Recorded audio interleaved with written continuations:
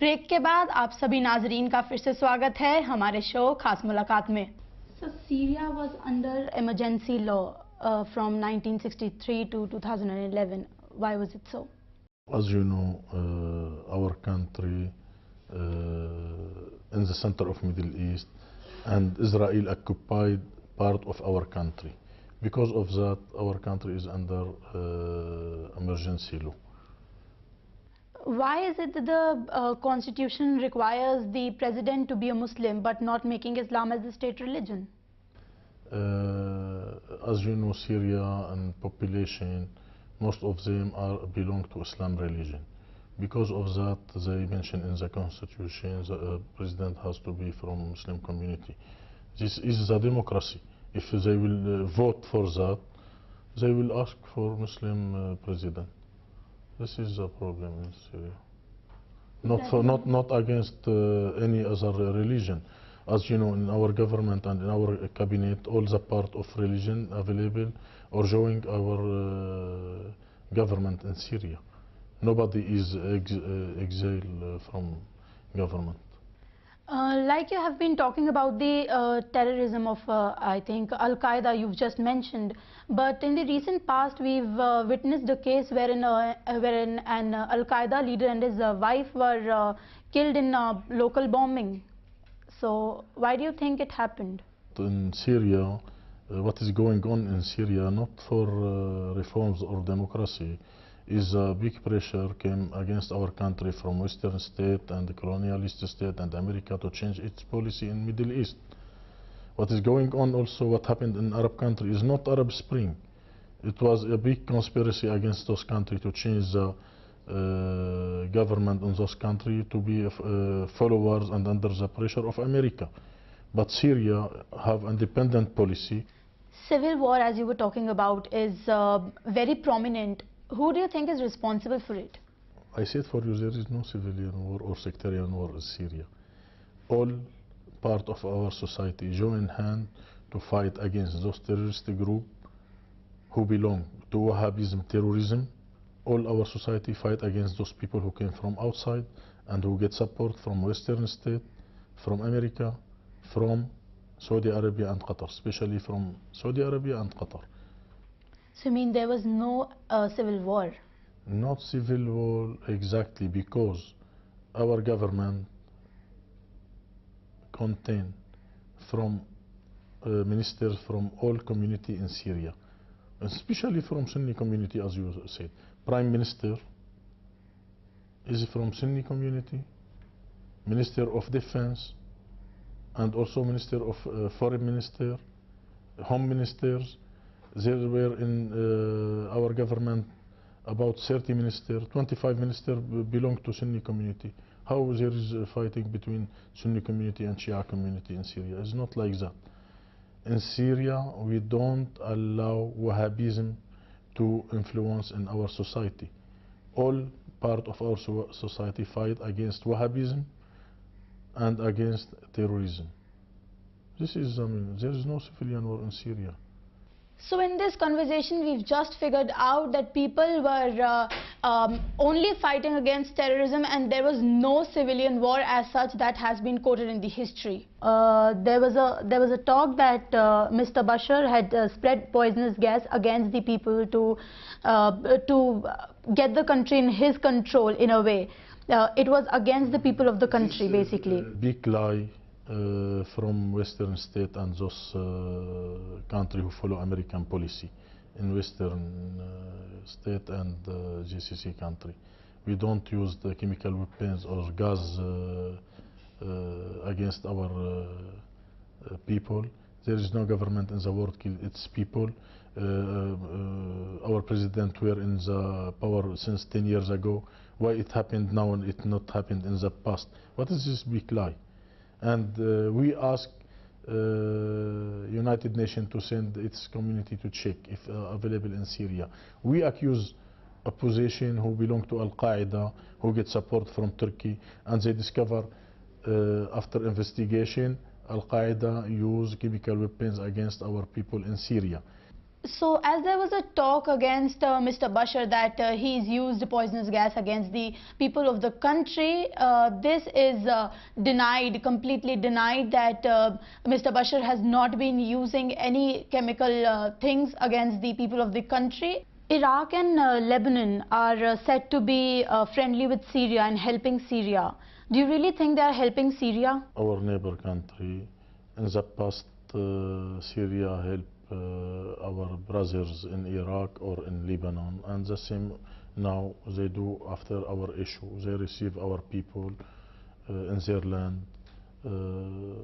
This is a normal connection and relation between brothers and friendly country and neighboring country. Is nothing for hiding. Yes, they support our people as we support them in the past. Which are the countries helping Syria to get out of these tensions and problems that Syria is going through? As you know, Syria have a good relation with many countries in the world. We have good relation with BRICS state country and some Arab countries and Iran country. We get support in many international organizations from them because we are in the right way, because they support our government, they support our people, they support our cases on those organizations, especially from Russia and BRICS state. But those colonialist states, they have their own ambition to control Syria, but it is too far from their dream. They cannot control our country, they cannot do anything in Syria, because our people, if the battle imposed on them, they will fight till the end for their sovereignty and independence. They don't like those colonialist states to put hand in their national resources or something like that. They like other country. In Syria, there is no any foreigner bases in Syria. We have no, we are not a follower for any policy in the world. We have our own policy. We have independent policy, but we have cordial relation with Russia, India, especially BRICS state and Iran. Coming down to the education, do you think education is affected because of all these tensions? Sure, yes, they affected by this tension.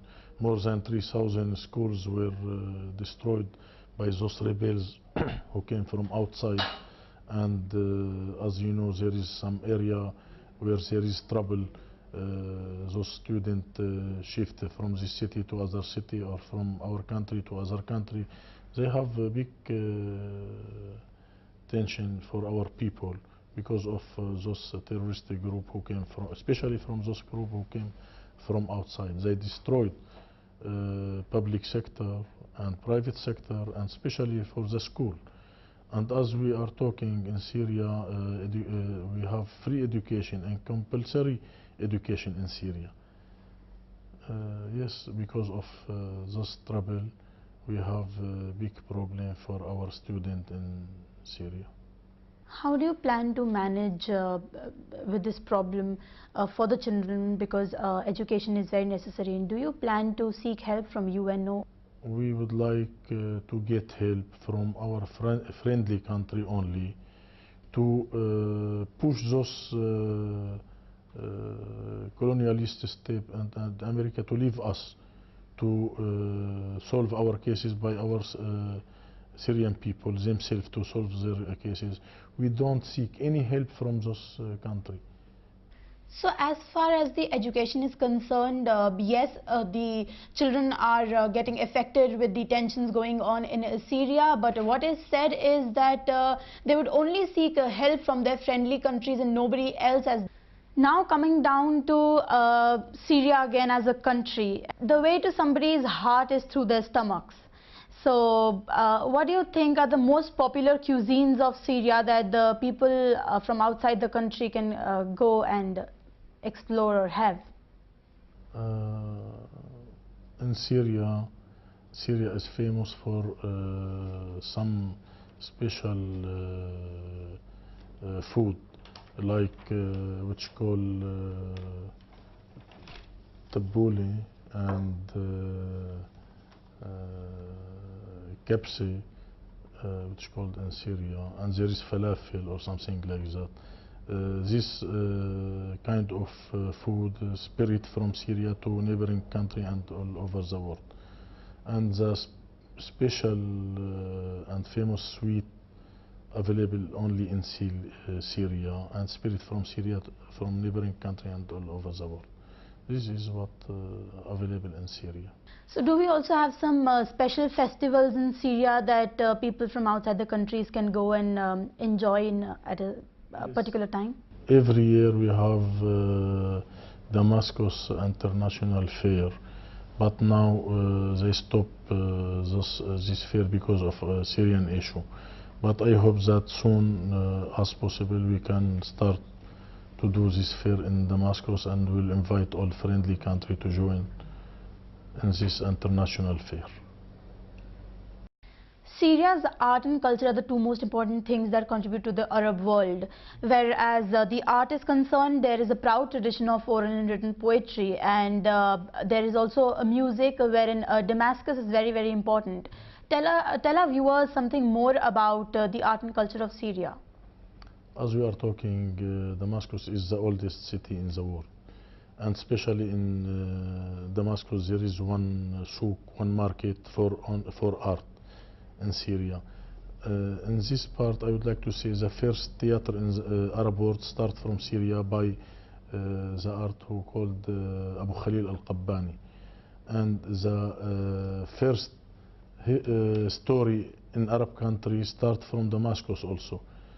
And the Sufism dance spirit all over the world from Damascus. Syria have diversity in culture and in music and in art, and our government supports this kind of culture in Syria, and we have good connection with our friendly country to make exchange program with our friendly country, especially in art and in dancing and Sufism in the world. That is what available in Syria now. So, talking about the art and culture of Syria, there is, of course, oral and written poetry, there is music of Damascus, and apart from that, there is also Sufism there.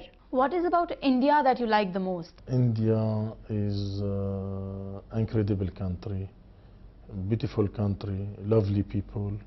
I like in India the equity and the democracy which is in the society.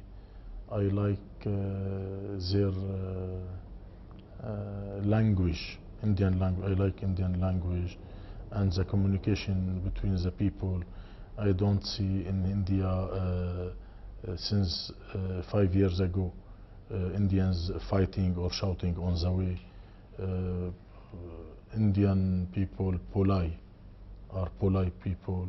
I like the style of Indian people in the society, especially those people, because the most polite people in Asia, maybe, and Europe. So what are your plans with India in terms of economy, maybe in terms of cultural exchange? Our government and our people highly appreciate Indian stand about our issue in Syria, who ask for political solution against external intervention and to execute the aspiration of our people.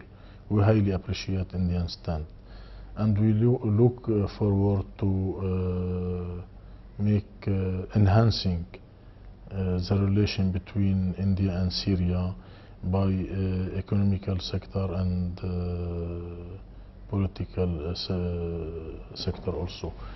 I would like to see Indians companies, more Indians companies in Syria, and I would like to Indians government shake hand with our government and take share from help our government to explore the national resources in our country, especially in gas and crude oil and phosphate.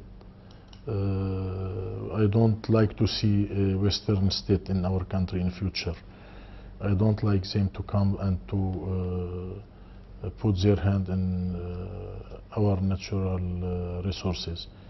I would like to see Indians company, government of India send also government companies to Syria to join hand with our government.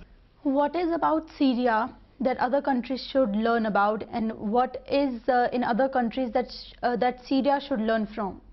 Syria is the oldest civilization, have oldest civilization in the world like India. And in this moment I would like to mention that there were a good connection between Syrian civilization and Indian civilization in the time of Mr. Chandragupta here in India, and they have good connection in the past. And if you read the history, the story of history which written by Mr. Walid Durant, you will see maybe the wife of Mr. Chandragupta was a Syrian lady in that time. This will give you a proof how much relation it was in the past between Syrian civilization and Indian civilization. ये थे हमारे साथ Syria के ambassador excellency Riyadh Abbas, जिनका ये कहना है कि वो निश्चित तौर पर इंडियन गवर्नमेंट के साथ हाथ मिलाना चाहेंगे, स्पेशली क्रूड ऑयल के सेक्टर में, और बिल्कुल हो सकता है कि इसी तरीके से सीरिया और इंडिया के रिलेशंस के बीच कुछ सुधार हो सके और ये एफर्ट्स कारगर साबित हों। मैं थी आपके साथ पैंसी कोचर, और अगली बार फिर मुलाकात होगी किसी और खास शख्स के साथ। खुदा हाफिज।